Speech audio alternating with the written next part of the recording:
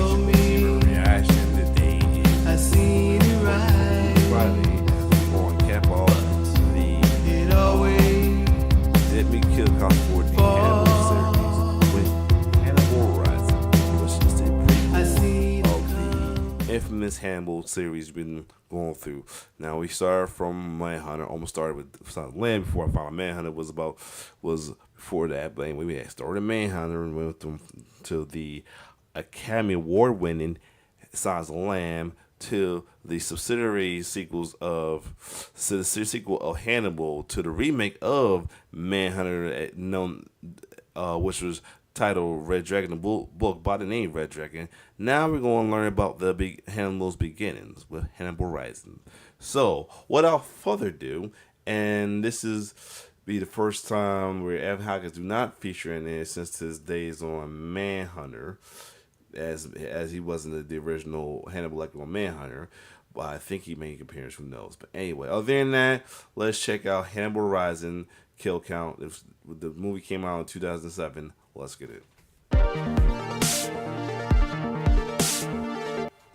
Welcome to the Kill Count, where we tally up the victims in all our favorite horror movies and show you how they were made. I'm James A. Janice, and today we finish up the Hannibal franchise with Hannibal Rising, released in 2007. Hannibal Rising is the fifth and so far final feature film with Hannibal Lecter. It's a prequel showing the good doctor's origins as a young medical student in France. As you'd expect, we watch as he hunts down a band of war criminals who ate his younger sister when he was a kid. Wait, what the fuck?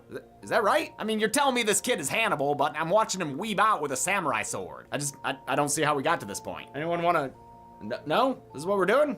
Okay. For all their weaknesses, Red Dragon and Hannibal still made a nice little trilogy with The Silence of the Lambs. Together, they formed a complete world with the same characters and history. Hannibal Rising feels tacked on, with the character completely divorced from the Anthony Hopkins portrayal. That problem seems to stem straight from the source material. Producer Dino De Laurentiis held the rights to the Hannibal character and wanted to have a prequel written about him. There is such a thirst for the Hannibal Lecter character. When Hannibal writer Thomas Harris hesitated, De Laurentiis threatened to have someone else do it, so Harris relented and wrote Hannibal Rising. It wasn't well received. No wonder if its story is similar to the film adaptation. Gone is the intrigue of tracking a criminal by getting inside their head. I mean, there's a cop here, and it's fucking McNulty no less, but he doesn't really serve any purpose. The fuck did I do? Not much, dude. The whole movie is just Hannibal hunting down war criminals and killing them, all while he and his step-aunt have the hots for each other. What? It's shot all right and acted okay, you know, for the most part, but the writing feels like one shortcut after another, which is weird since the screenplay was written by Thomas Harris. This is the first screenplay that Thomas Harris has written, and Thomas really is the father of Hannibal Lecter. This is in fact his only screenplay, and it's clear he had a hard time adapting his style for cinema. In addition to all its other problems, Hannibal Rising has bad guys who are forgettable as shit. This is the same series that had Francis Dollarhide, Buffalo Bill, and Mason Verger. Not to mention Hannibal Lecter himself. Now our villains are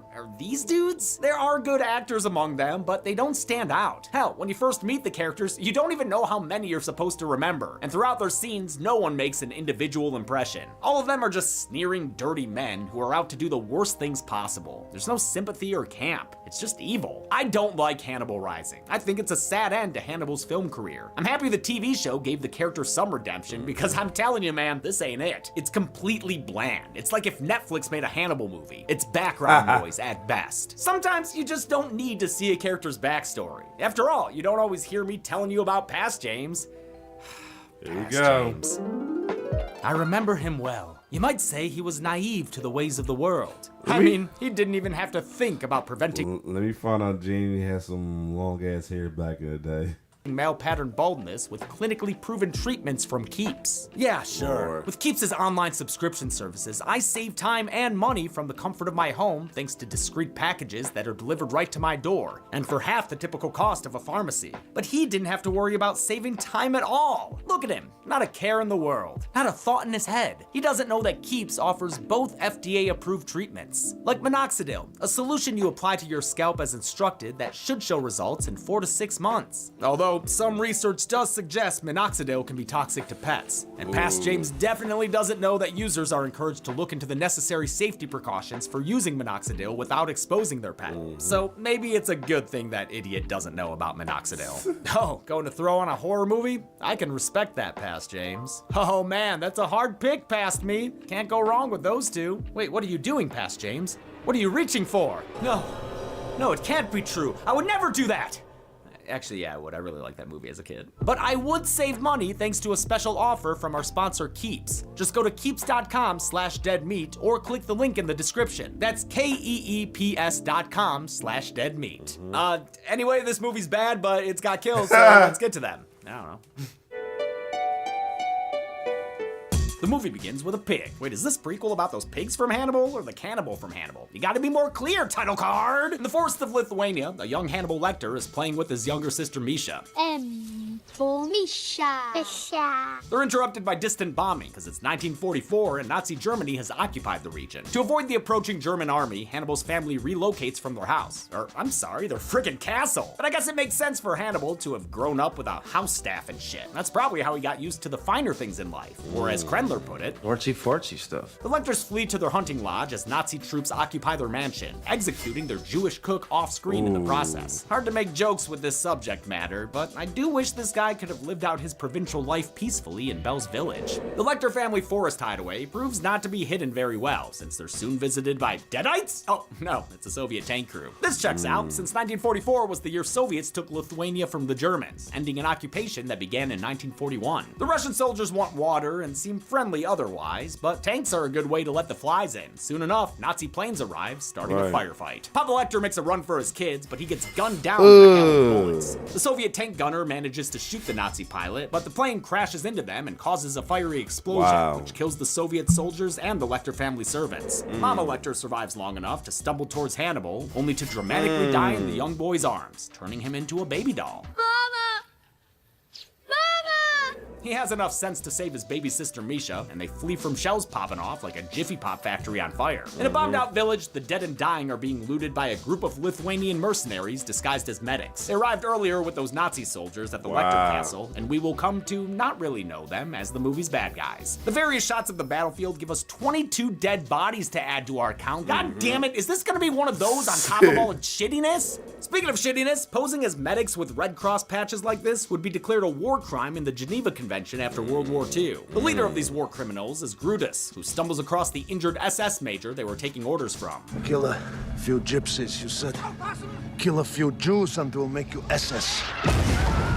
If you had kept your word, I would be saying yes, sir, to you now. He declares his group's independence from the war by shooting his former boss right in the head. Then they see some approaching Soviet forces who are mowing down soldiers and civilians alike. The mercenaries flee, passing 9 more bodies on their way out. This movie better cool it with the frame-by-frame shit. The group stumbles across the Lecter's cabin, which has seriously shaped up to be a terrible hiding spot. They quickly overpower the small children they find inside and settle in for a long winter thanks to a Soviet army snow-in. Roadblocks. Every 5 kilometers from here to Vilnius. Grutus is played by Rhys Ifans, who I know from House of the Dragon, but you may know from his more lizardy form in a bunch of Spider-Man. He and his 5 dirty assholes make for a lot of mouths to feed, especially with most of their food imported from the Tanz Academy. Grutus resorts to chowing down on a frozen bird, looking like a pissed off cat. But don't let him tell you he doesn't like it. Look at the vigor with which he eats. Still, if they're gonna survive, they're gonna need some fresher meat. We eat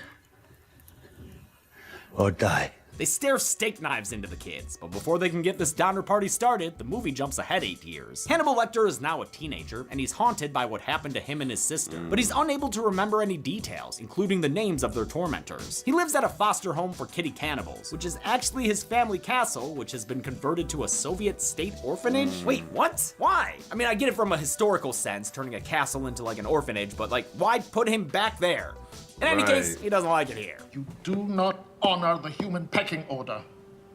You're always hurting the bullies. You must allow the bullies to succeed. At some point, they stick him in a cage? I don't know, but it's not really a cage, since Hannibal can walk right the fuck through it and find a way out. Hell, this supposed cell even comes with its own escape rope and escape ladder. Before he leaves, he collects some family mail they had stored away. You sure you want that, kid? It's probably just junk mail and catalogs. Leave us alone, Balsam Hill! Hannibal escapes and Indiana Joneses his way across Europe on a train, somehow getting past the Berlin Wall with ease. He arrives in France and heads to a mansion prison with an open gate policy, I guess. This is the home of an aunt and uncle who we've never heard of until this very moment. He finds out his uncle died recently, leaving his aunt Lady Murasaki alone and available. Seriously though, I don't know how close these two were before the war, but I'd wager it wasn't as close as they immediately get here. There is such a thirst for the Hannibal Lecter character. It's pretty weird. Lady Murasaki agrees to take the boy in and even shows him her sweet samurai heritage. I have the honor, only on my ancestor's birthday, to polish his armor with oil of clothes. Hannibal instantly becomes a weeb. And like him. Though the character is Japanese, Murasaki is played by Chinese actor Gong Li, whose career is extensive and recently included the live-action Mulan. The estate she lives in was an abandoned house that was refurbished by Polish production designer Alan Starsky. Starsky also built the hunting lodge in a forest in the Czech Republic, while the interiors were built in a studio in Prague. Lady Murayagi gives her cannibal karate kids some swordplay lessons. Nothing like sexy fighty times with her hot aunt. They go to a fish market that doesn't have crappily undercover cops, but rather bigoted butchers. Hey, Japanese, tell me the truth. Does your pussy run crossways? Really, Lecter dude? leaps to his aunt's defense with a meat hammer of justice, and the lady even gets involved by holding her knife to her neck, but they're forced to abandon the fight when police arrive. Unsatisfied, Hannibal secretly grabs his ancestor-in-law's samurai sword, as well as a mask. Wait, are you serious? We're doing this? Get the fuck out of here. I guess this is a Menpo mask, but we all know why it's here, and it's fucking dumb. Hannibal intercepts the butcher, whose name is Paul Momond, on his way back from a fishing trip. He says he owes his aunt an apology. You inquired about her Right. pussy. Only I'm allowed to do that. Hannibal stops the meat man with a cold cut to the stomach, and after a few more slashes, comments on the way he bleeds. I should add that to my drawing. Would you like to see it? Man, why is this Hannibal a fucking Gotham villain? He kills the butcher with a decapitation, then takes the dude's fishy feast for himself. Yum. Murasaki finds the butcher's head presented on a silver platter, but her White Knight's shenanigans have caught the attention of French Inspector Pascal Papille. Papille arrived earlier and was shown the rest of the butcher's body by the chief of police. Hannibal's market brawl makes him a suspect in the butcher's murder, but this stone-cold criminal ices out their lie detector. Do you have any guilty knowledge of the death of Paul Momond?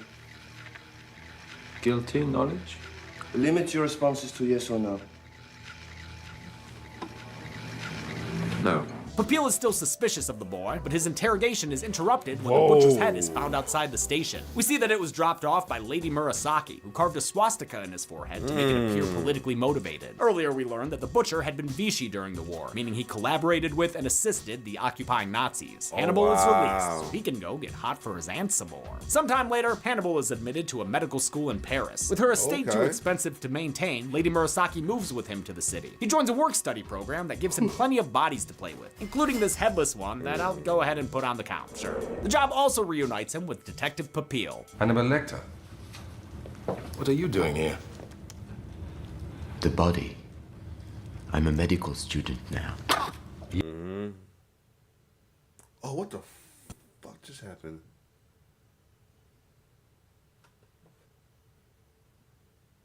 Why'd you ask what he was doing there? Hannibal watches as Papille interrogates a war criminal named Louis using a serum that helps him remember suppressed memories. Pardo knew where the children were hidden. He's mayor of Belleville now. Louis is given a namesake execution via guillotine. Hold on. I'm back. I went back a little bit because somehow my screen has got blacked out, and I don't know, my dock station got disconnected, something like that. Anyway, this case is like this. In the meantime, I'm gonna try back to where I left off when it happened, which was around here. So anyway, let's get it.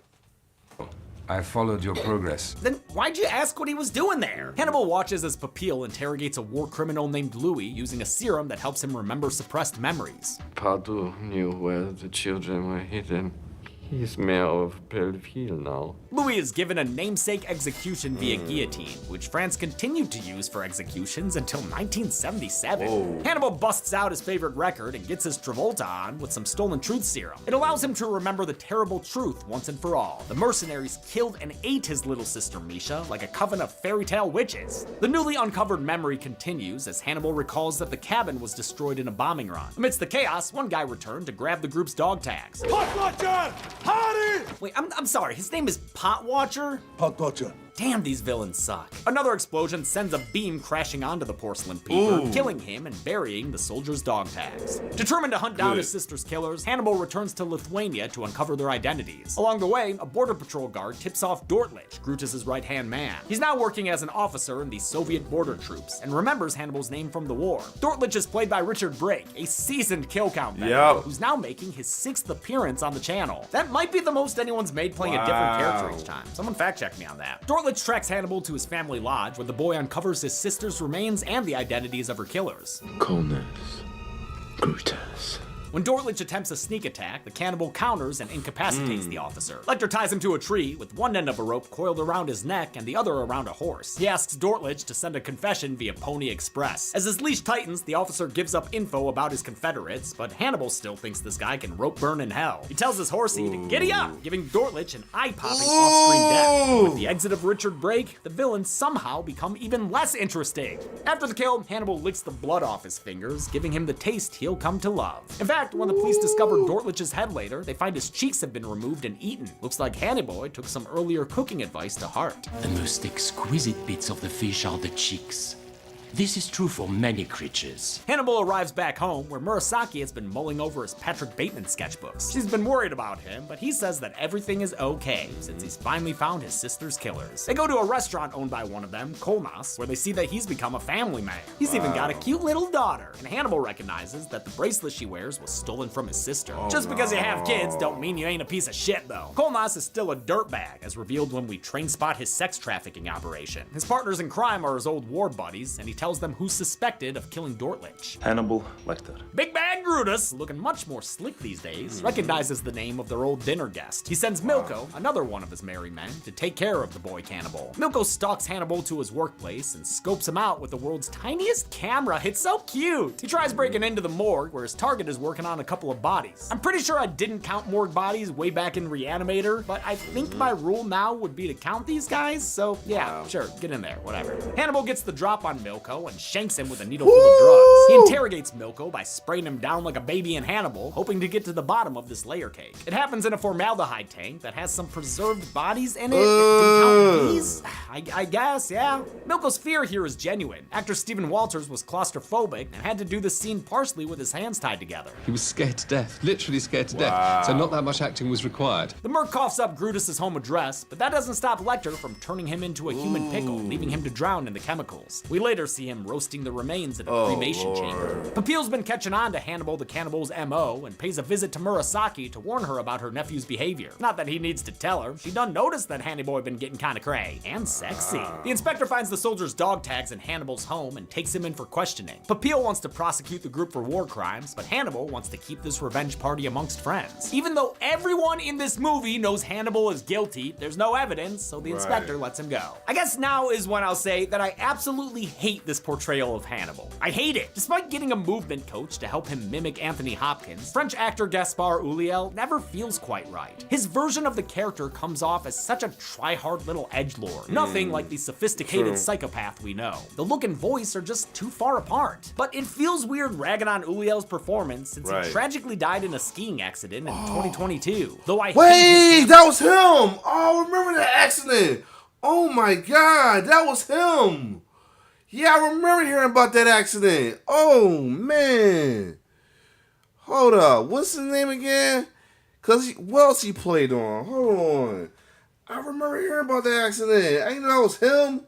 Jesus Christ.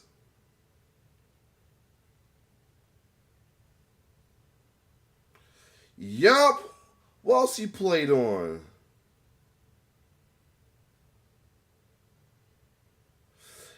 But yeah, I remember hearing about that accident. That was crazy.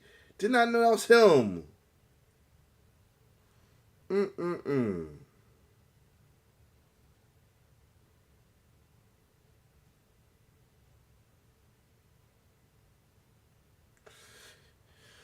Oh, wow.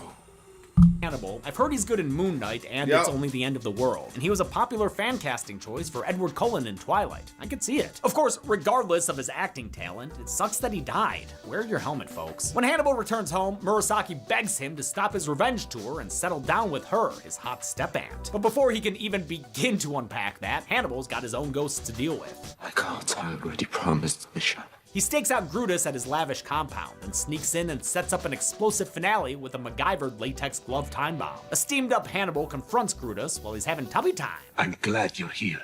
I always felt I owed you something. Unfortunately, Hannibal gets made by a maid and Brutus's goons apprehended before he can immolate his former captor. Brutus stands by his past decision to eat a child, saying he had to do it to survive. And I will never apologize to you. Lecter's latex bomb goes off, giving him the chance to escape. He's aided by Brutus's bathroom attendant, whom the trafficker had kidnapped earlier. Sadly, Brutus puts her down quickly with a gunshot to the heart. Hannibal books it back home, but whoops, all of a sudden, the bad guys have Lady Murasaki. Shortcuts! Shortcuts everywhere! I wish this movie was like its predecessors and let us see processes and conversations play out. Hannibal is offered an ultimatum over the phone. I offer you a life for a life. Bring me everything you have. The dog tags, pot watchers, little inventory, every fucking thing. He recognizes the sound of songbirds from Kolmas's restaurant, so he takes a Japanese tanto sword and confronts the cook in his kitchen. What did I do to you? Aside from eating my sister, nothing. Lecter threatens Kolmas's daughter, so the family man reveals Lady Murasaki is being held on Brutus's houseboat. Since Hanny's got a heart, in this version of him at least, he offers to spare Kolmas for the sake of his children. But the guy goes for a gun anyway, so Hannibal gives him a prowler probe through his jaw and out the top of his head. Hannibal tracks down Brutus's houseboat, where the pimped out war criminal is proclaiming his favorite Jordan Peele film. Get up. Splinter Cell Lecter boards the vessel and knocks a henchman into the water. He spots Murasaki in Brutus's room, and as he makes his way below deck, the waterlogged chum is crushed as the boat bumps into the dock. Should've swam out to a merm, dude. The plainclothes pirate finds Murasaki and prepares to free her, but a hidden Brutus shoots him in the back. It seemingly paralyzes him, but nope, never mind. He was just playing. The bullet hit his tanto sword. Guess it pays to bring a knife to a gunfight. Hannibal hobbles his foe at the Achilles heel, disarming and disankling the slimy bastard. With Brutus on the ground, Murasaki begs Lecter to turn him in. Give him to Palpil. He ate my sister. Brutus can't help but find that ironic. So did you. He delves into the grisly details, saying they fed Hannibal his sister while he was half conscious. Then he acts like Hannibal needs to kill himself according to his own rules, which, no dude, obviously it's different. Nope. Like, super different. It still upsets Lecter though, so much that he turns into the Thin Man from Charlie's Angels. With a cry to the sky, Hanazoro carves a callback into Brutus's chest. For Misha. Murasaki doesn't love this style of vengeance, but she still protects Hannibal when a guard comes around, killing the guy with a stab right in the neck. Now Murasaki has blood on her hands. She's incensed about the path that's led them here. I love you. What is left you to love? Realizing Hannibal won't change, Murasaki abandons her nephew lover to his revenge, which involves eating Brutus's face while he's still alive. He went from bath time to bath salts. Brutus is still kicking the last time we see him, but I'll go ahead and add him when his houseboat straight up fucking explodes. The explosion is witnessed by the arriving Papil and his men, but only Murasaki spots Hannibal fleeing into the woods. Now, I don't know why the leader of the bad guys wasn't the last one for Hannibal to kill, but sometime later, Lecter makes his way to a taxidermy shop in Canada to kill the final war criminal, Grentz. With a hand-drawn sketch and a wartime coin, he presumably kills Grentz off screen. God, I don't even want to count this stupid ending, but I will. The movie ends with Hannibal driving off to America to make 3 more much better movies. How many victims did Lil Lecter claim? Let's find out and get to the numbers. Lord.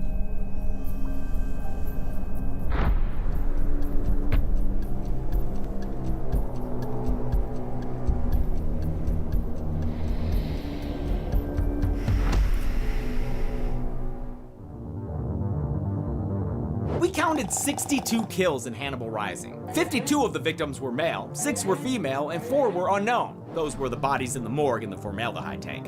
This was by far the most kills out of any Hannibal Lecter movie, proving yet again that kills don't dictate quality. And with a runtime of 121 minutes, that left us with a kill on average just about every 2 minutes. I'll give the golden chainsaw for coolest kill to Coleman. It's simple, but I like a good stab through the head like that. Dull machete for lamest kill will go to Grentz, because why the fuck is this random dude the ultimate kill of the movie? And that's it. Hannibal Rising came out in 2007 and is so far Hannibal Lecter's last big screen appearance. We're jumping to another classic next week with The Exorcist, but until then, I'm James A. Janice. This has been The Kill Count. On the next Kill Count. Reagan McNeil is your typical 12-year-old girl. Oh, Mom, can't we get a horse? She loves her mom. No, I love you. She loves those beds at motels where you put a quarter in and they vibrate. Delightful. But Reagan's got a problem, and his name is Captain Howdy. Who's Captain Howdy? He's an ancient demon, also known as Pazuzu. You might recognize him from Gorillaz music videos. Oh, Captain Howdy, yeah. I say That's that's right. Anyway, he's here causing all sorts of mom. wacky problems for this sweet little girl. He's making her head spin. He's getting her sick. And he's causing her to take a crucifix and... Oh, what's that? We shouldn't show that in the trailer? Yeah, good call. Just watch the movie yourself. You got some time? Of course. I mean, it was nominated for 10 Academy Awards and is probably the scariest film of all time. Probable, not certain. And then there's all the on-set troubles. Shall we summon the writer? No need. You can learn all about those on Production Tales from Hell this Sunday. Talk, film, discuss, critique. Then on Friday, watch The Kill Count, only on Dead Meat. What an excellent day for an exorcism. The Exorcist can currently be watched on the pictured streaming platforms. Demi always recommends you watch the movie for yourself before its kill count. It's the only way to have your own properly informed opinion. Kill counts are never meant to replace the experience of watching a film. Thanks a lot for watching this Kill Count for Hannibal Rising. If you're watching this the day it comes out, this is the first day of Spookala, a horror convention in Tampa, Florida that we've never been to, but we're here this year. We're here all weekend, so if you're in the Tampa area, come to Spookala to meet us. And many other awesome horror people. It's a good convention, I've heard. Alright, so this was the capital off of the Hannibal series of Hannibal Rising. Next Kill Count week will be the final of the Eternal week, and then after that we'll be counting out the classic week of the bonus with was it Dawn of the Dead? Yeah, Dawn of the Dead. So yeah. Other than that, if you like my reaction, like, share, subscribe to my YouTube channel. It's your boy T-Bird signing off. One love.